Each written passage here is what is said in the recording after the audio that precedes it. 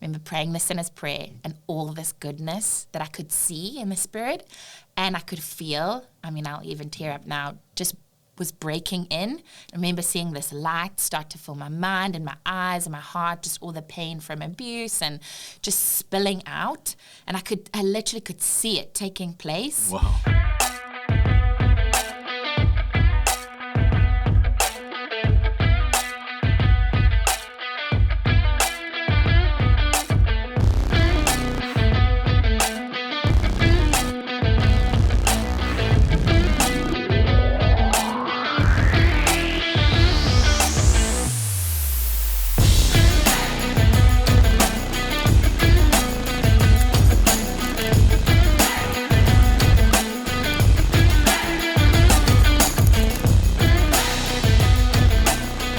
Welcome to Cultural Catalyst, where we teach you how to be fully alive, how to co-labor with God and change the world. It's a bummer I have to look at the notes to say that. I've said it so many times. And today I have Libby Gordon with me. Thank you so much for being with us. Thanks, Kris. I'm so happy to be here. And Libby is on our team. She's one of our, I think, what is your actual title right now? Do you have a title? Manager in BSSM online. Online. Mm-hmm. And you're from South Africa. Yes. That's your accent right there. Indeed. And you're married to Richard Gordon, who's an amazing guy. Yeah. You may have seen him. He's the guy on our team with the dreads. Mm-hmm. So you're like the ultimate in cool. Yes. The two of you are like so cool. I tried. So cool. Thanks, Kris. So you came here for school ministry, right? I did. Mm-hmm. We last week we interviewed Chris Cruz, and he came here for school ministry and found his woman. But you guys were married before. I was set up already. Yes. And you have kids. I have two. Two kids. Well, how old are your kids? Moses is nearly 3, and then Ella Rose is 7 months. Wow. She's adorable. She just started saying "mama" yesterday. You just had another kid. I did. Wow, beautiful. And you're working. I am. You're a working mom. Yes, I am. And you're a Christian. I am a radical Christian. Radical Christian working mom. That's it. That's and a good you're description. A leader. Yeah. Whew, you're breaking every religious mold there is. Thank you, Kris. I try. Yeah. Okay, so tell us about your journey. You have a wonderful story. Your South African story is just beautiful. Oh, thanks. Tell us a little bit about your journey. Yeah. So actually, I was born in Louisiana. Yes, surprise. I mean, you knew that maybe a long time ago. I did not know that. Okay, well, you probably told me, but I did not remember that. Yes, no. So are you an American citizen because of that? Indeed, yes. So I was in the States. This is breaking news on your podcast. If I knew that, I did not remember that. Okay, no, that's fine. I mean, you don't sound like someone from Louisiana. From the South, no, not at all. And I won't even try to, because I'll dishonor my Southern roots. So from 0 to 7, I grew up until about 7 years old in the States. Both my parents are South African, so my dad got a scholarship to study law at Tulane University. So that's where I appeared. Got it. Yeah. So they were there. Your parents were messing around. Yeah. In the States. Pre-immigration or maybe post-immigration. We don't know. Depending on how you look at it. Yes. But you were born here. My brother too. He's actually part of the U.S. military, so we both moved back late in our adult years to the States. And about 7 years old, moved across. My mom moved my brother and I across to South Africa. And because of some tension that was happening in their relationship, she brought my brother and I back to South Africa. My grandfather had just suffered a heart attack. Thankfully, he survived that and lived amazing few years. But she brought us back, and I think once she was with friends and family, she felt that would be a time where she had some courage to say, there's some things happening in our relationship that I think need a change, and I'm going to stay here in South Africa with the kids. So she communicated that with my dad. So from about maybe 7 till about 14, I must have lived in I think we counted maybe 16 different houses in between grandparents. My dad ended up leaving the States and coming back to South Africa to see if they could restore the relationship, and so moved around a lot. Did they restore their relationship ultimately? They did short-term, Kris, but a couple of years ago, they finally filed for divorce, but they were separated probably once a year from when I was 7 Wow. till, 32 years of marriage. So not a great, you didn't grow up, I mean.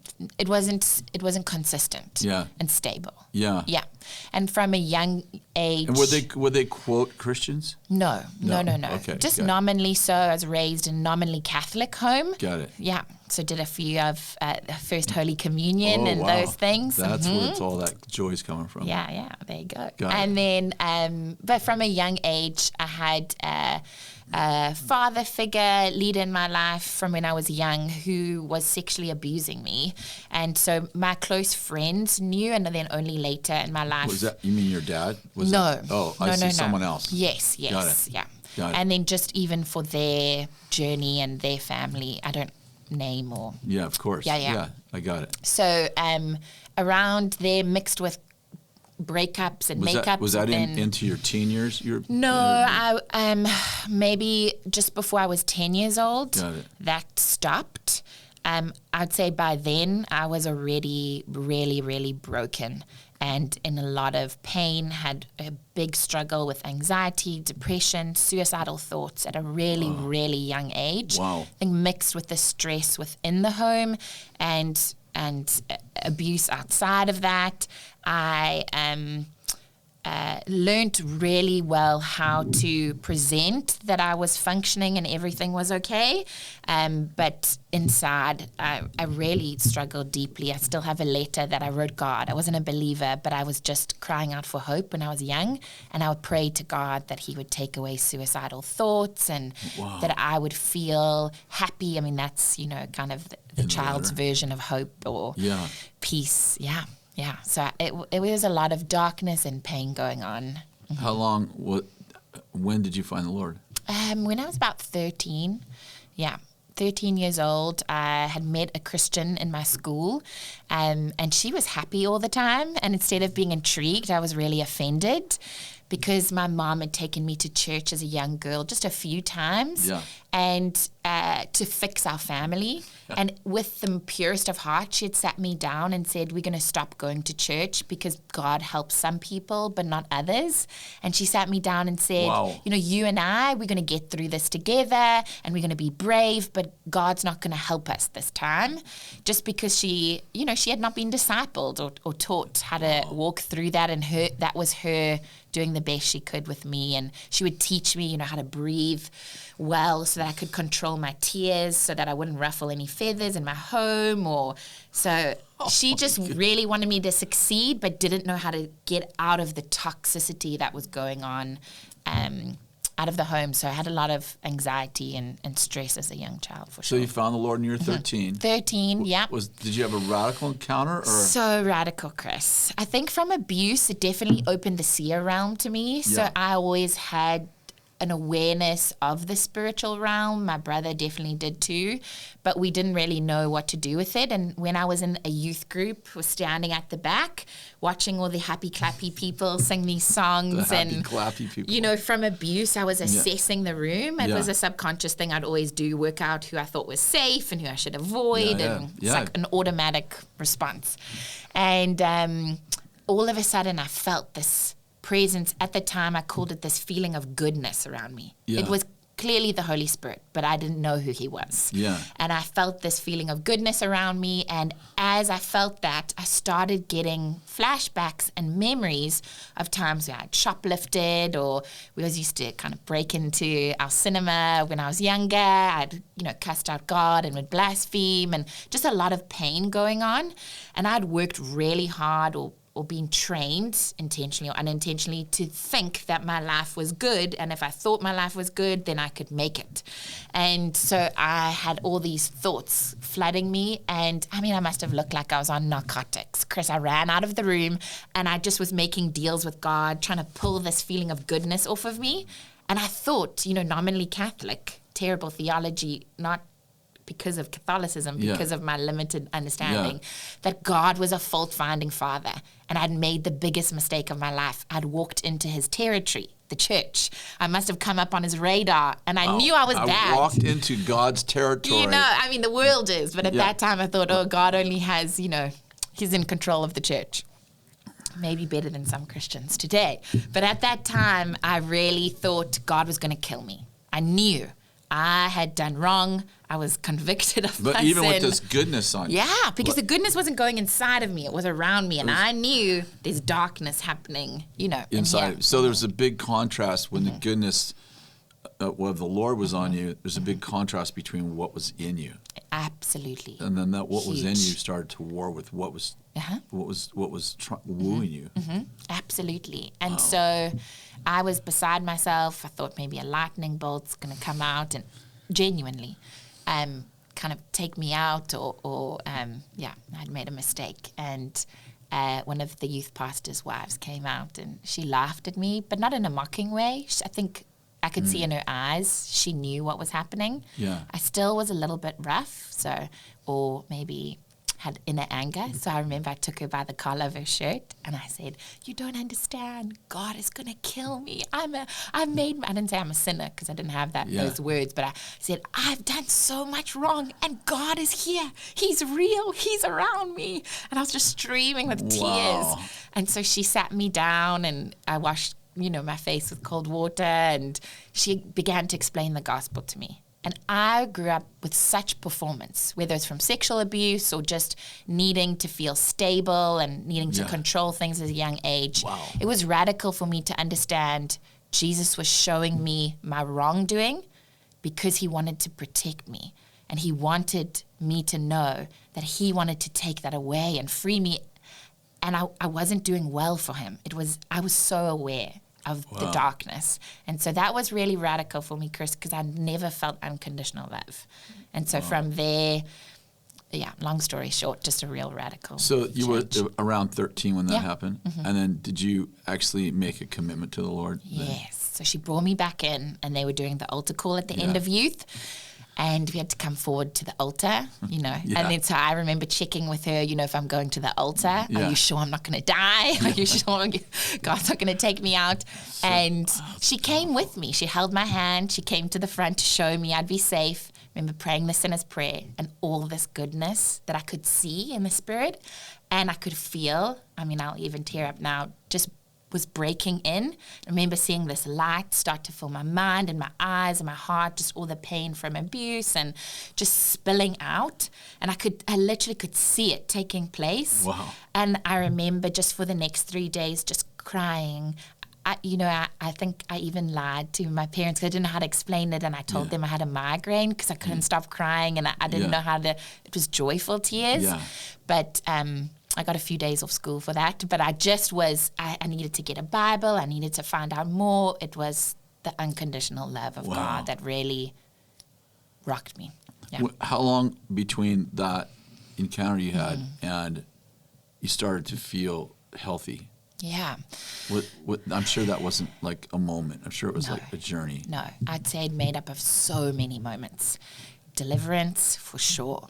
Counseling, confession of sin to break cycles. I had definitely addictions to masturbation and pornography, even as a young woman, not wanting that, but I was just exposed to pornography at such a young age.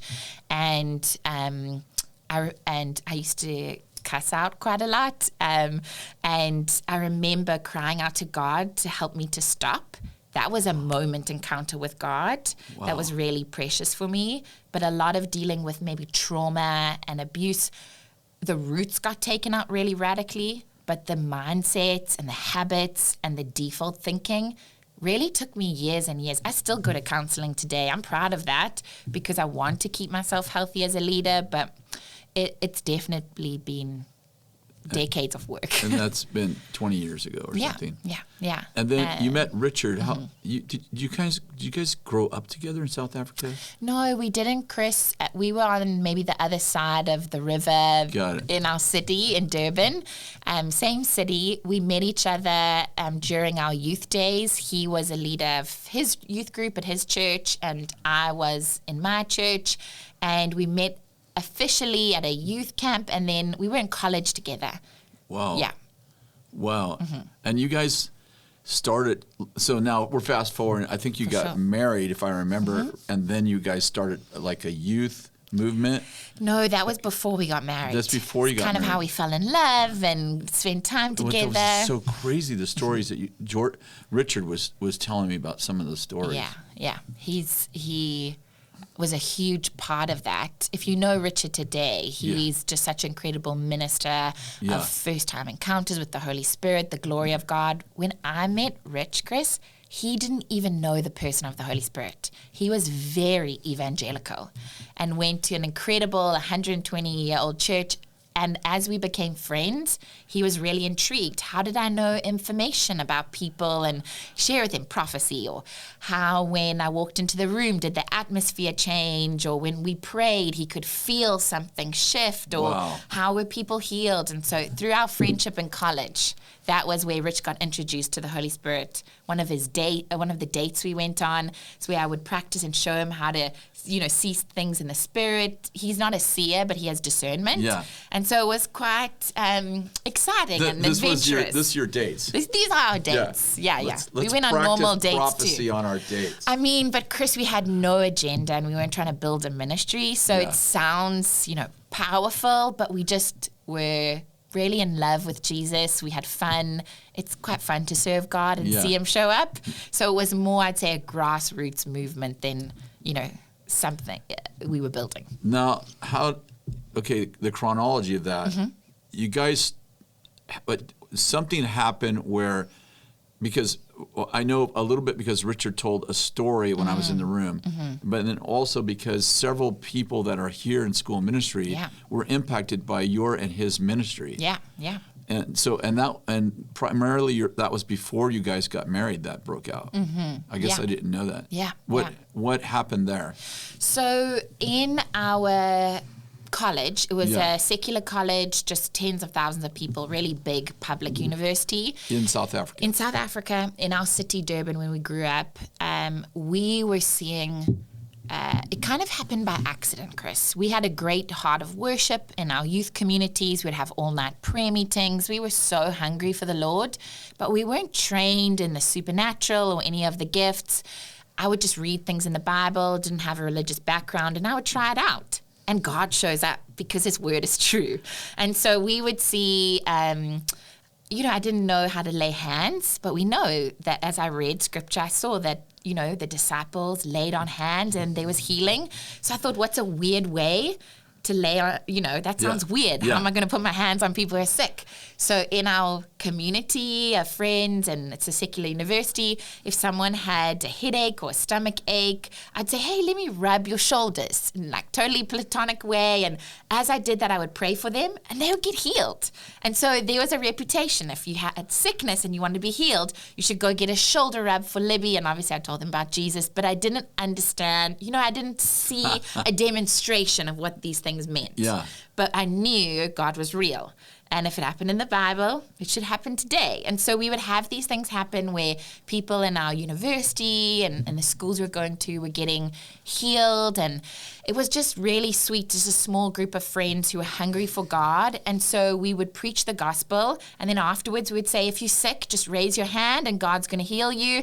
And we would begin to pray and God would move in radical ways. And how we chose who would preach is we'd all get together and we would say, who put our hands, kind of in the middle, and then who, kind of pulled their hand out the slowest, then they were the person who would get up and preach the gospel. It wasn't this calculated, powerful movement. We were college kids loving God and having fun, and someone would get up, preach the gospel, and then the other person would give out free food to attract people. And then hundreds of people started getting saved and coming to our groups. Some high schools found out about it, Kris, and their, Christian associations were maybe a little bit dry and small. And so they called Rich and invited Rich to come and speak to this Catholic girls' school. And that's really where it was a tipping point. He went there with one of his friends, preached the gospel, and the girls got healed. I mean, one occasion, a girl with, not a cast, what are those? It's like it's plastic and a boot, Yeah. Mm-hmm. She had it on, and she was a great sportswoman in her school. Everyone knew about her injury, and she got healed in the meeting with Rich. Wow. And got so excited, she threw her crutches down, and when the bell rang for school to start, she was still running up and down the stairs in the high school shouting, I'm healed, I'm healed. And so the rest of the school started hearing about this. And Rich being, he's a great disciple, an amazing leader, he's pretty strategic. He gathered us around and said, listen, I think God's going to move really radically. Let's do this in a group of friends. Let's take what's happening in college to the schools. And I think that year I got to go back to my high school, and there was 800 girls who were gathering every week, once a week in the high school I went from. And we would go once a week and see, 800 girls gather every week, and God started breaking out. The students started having prayer meetings, and it was really radical, amazing miracles and great move of God, and that then started to impact our churches too. And then, how old were you when you got married? I was 21. 21. Yeah. So it wasn't too long after that No. you and Rich got married. No, it's hard not to fall in love in the glory. We're praying There's together, a good word, yeah. Seeing God move. I think that's why in our school of ministry, many people get together because it's amazing to see God move, and we really liked each other. So, yeah.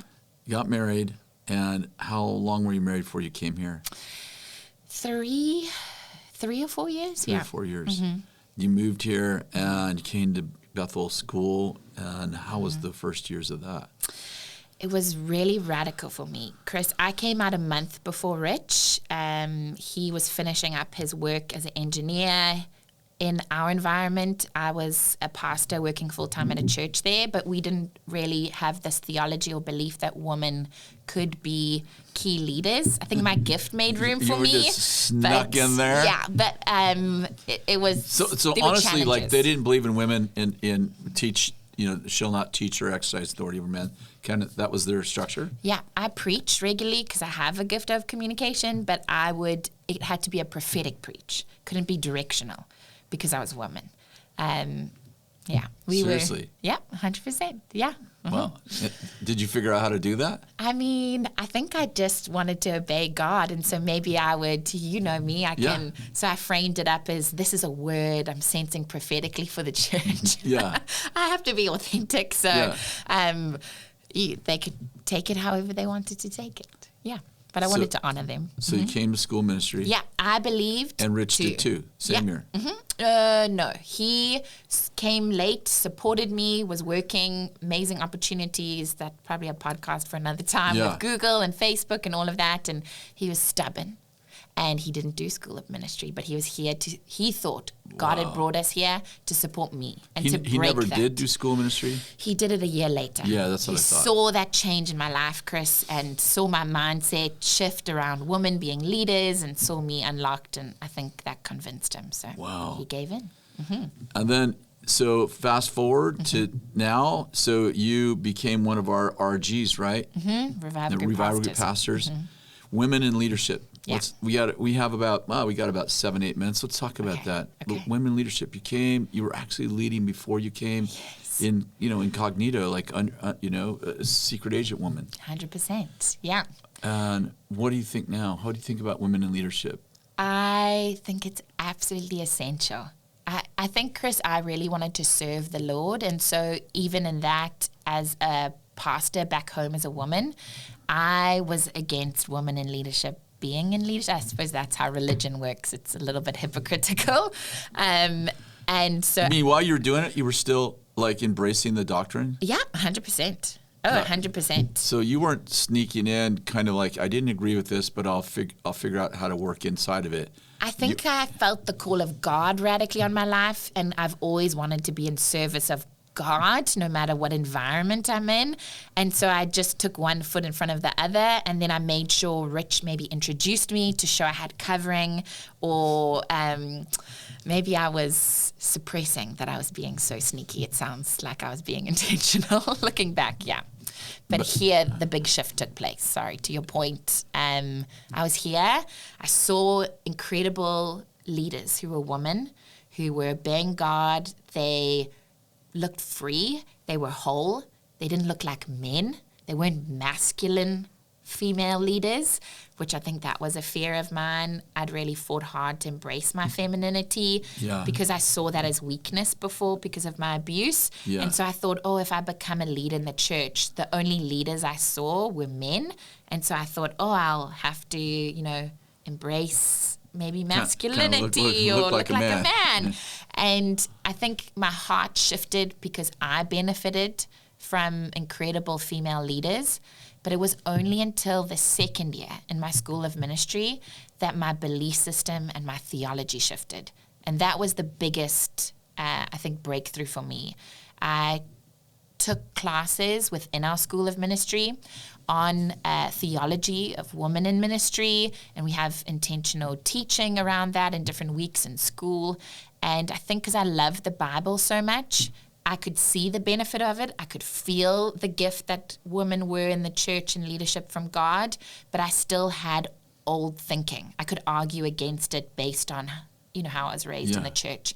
And I think that it was like deliverance through truth. I remember listening to the teachings and feeling nauseous in moments or crying because no one had told me this, or being, you go through those of being angry that I'd missed out maybe on years, and then breaking through into freedom and saying, God, this isn't just working experientially, but this is in your word. And then I think that's what broke the ceiling over my life. Wow. And I felt like I could be fully myself and bring my strength and serve people as a female, but in the call of God to lead. Yeah. Do you think that changed the quality of your leadership? Like, did you feeling free and knowing the truth about women in leadership, did that change the way you led? Absolutely. I think I led apologetically previously. When I led, I would allow myself to speak up or be bold or obey God to a point, and then I would self-manage because my belief system would catch up with me, that I shouldn't really be speaking into the life of a man, or I'd overstepped the mark. I just wanted to serve Jesus, so I thought I didn't want to disobey him. Maybe being a woman was the thorn in my flesh, and God wouldn't take that away. I would just have to manage that and hold that leadership gift back and rein it in. Yeah. And that would be worship to God. So I think when I found out that this is actually the heart of God, I remember, bringing ideas and strategies to the table and speaking up, or, being of better service to people around me because I wasn't holding myself back. Yeah. It's funny because one of the things that I hear about you often, because, I'm obviously in kind of a different position in leadership. And so I have all these teams that work for me, and I'm like, I know them, but not well. Yeah. And, I know you personally well, but not your leadership well, right? Mm-hmm. Because you're leading in a realm that I oversee, but I'm not in every day. And that people tell me all the time, like I heard it twice in the last month, that Libby's incredibly strategic, because I've experienced your teaching, and that's been amazing. Oh, thanks. But they're like, do you know she's a great leader? She's incredibly strategic. She knows how to build a strategic plan. And that's amazing. Do you think that women and men lead the same way? No, absolutely not. I think that's the gift, right? Male and female are created intentionally and with a difference. I feel like even as a mother, I've led students who I know need a touch from the father, and I can carry the father's heart, but I am not a man. And so as a leader, it's wise for me to connect them with actual fathers who they can experience that from. I think as a mother, I carry that mother's heart of God.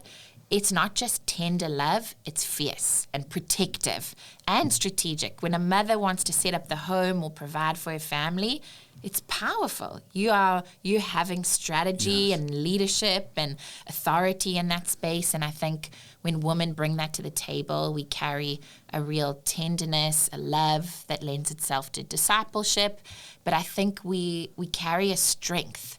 Like that lioness goes ahead and, we see that even around us, goes ahead and gets the prey. And then the male lions come in post that around them, I feel that I bring that to the table where, as a woman, I love to make space for the people around me. And that's the mother's heart. Yes. I love to break things open and then bring people into space. And I think I have a real love and tenderness too. So I think women definitely carry that. How do you know, there is a traditional side of,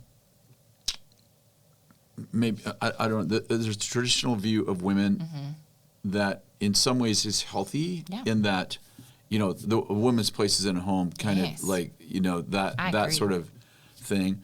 And then, but you do agree, but you have found a place to both shepherd your family well and then also remain in leadership. Yeah. Absolutely. And have a big impact in leadership. So you're not like working 5 hours a week and kind of, or, you know, I'm volunteering over here, which is all fine, by the way. Yeah. But that's not what you're doing. No. Explain that to me and to our audience. Yeah, for sure. I think, and this is unique to me, I'm friends with a lot of young mothers, and each of our journey looks so unique because we're led by God. Yeah. For me personally, I have a certain amount of hours that I feel like from the Lord I have clarity on and peace to commit to working.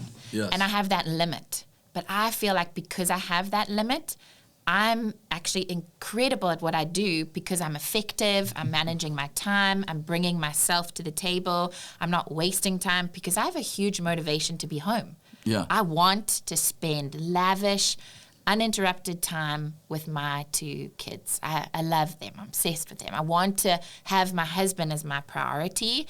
And so I think because I have that gift inside of me, I feel the call of God to go into the workplace and to minister and to lead. I feel like as a mother in this season and a woman, my place is absolutely in the home. Yeah. And I'm convicted of that. That's my priority. And if that suffers, I love you so much, Kris. I love this house, but I am called by God to put my family first. Yeah. And I've lived in environments where that hasn't taken place, and that's not an expression of the kingdom of God in my mind, but because I'm a great steward of my time and my heart and my priorities, I feel I've accessed a favor in God to use the time I feel like I have to invest in working or leading or being outside the home. I have this whole other level of anointing or effectiveness because I feel like God honors my heart and he knows that I want to be at home and at work. And so when I'm at work, I've found I can do much more in a shorter amount of time. And I've even found a quickening from God, that there's an acceleration on my life because he knows that I have this commitment. I can steward both. I'm trustworthy.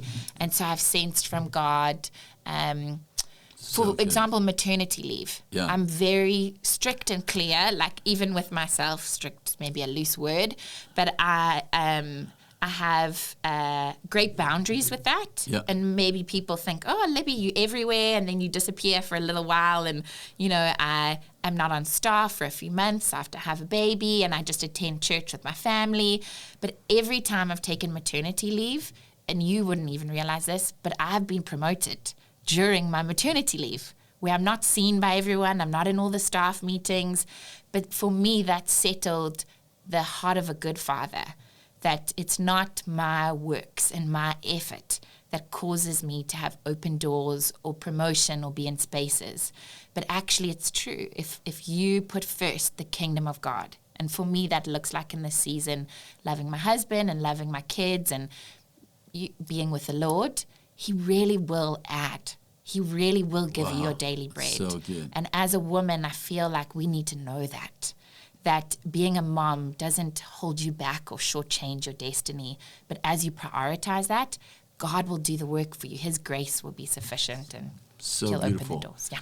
Lots of people watching today. There'll be lots of women, lots of moms and dads, you know, and some of the, you know, I know the tension because Kathy worked, you know, we were in business together. Yes. From the time the kids were born, and so she had an office at home, but she did all of our accounting, she oversaw all of our financial from the time our kids were born. So same thing there, navigated, you know, I would say I watch you, I watch her, I watch women. It's like they don't waste time.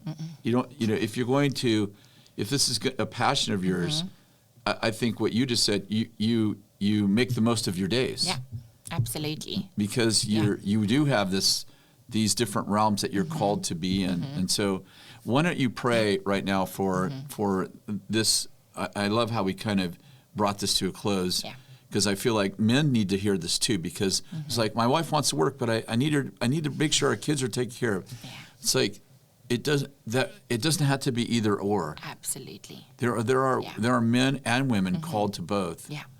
And so why don't you pray for that? I'd love to. Jesus, we're so thankful that you are not fitting into our dreams and our life and our story, but Jesus, you have called us into your life. You've called us into your story, the bigness of who you are. And we thank you that everyone watching here, as believers, they are seated in heavenly places. They're hidden in Christ Jesus. So we declare over their lives the open heaven that's available, the unmerited favor, the strategies from the Father to do everything that's in their heart. And we even break that lie over families, women, husbands and fathers right now, that they are not called to live an either or life, but they are called into the bigness of your story in the kingdom of God. So we declare over them right now the both and, that they would live in the fullness of everything you've called them to in the home and within the church and every realm that you've called them to make kingdom impact in. We thank you for your provisions and your favor and supernatural open doors as we prioritize your kingdom and we prioritize the things you've placed in front of us. Thank you that you take care of us and open every door we need. In Jesus' name. That was beautiful. Libby Gordon, folks, God bless you. Thank you so much for listening. And check with us every week. We have a new podcast up every week. Check on our social pages. We're posting nearly every day. I think some really cool stuff. I like following you. Got a great team. So see you soon. See you next week.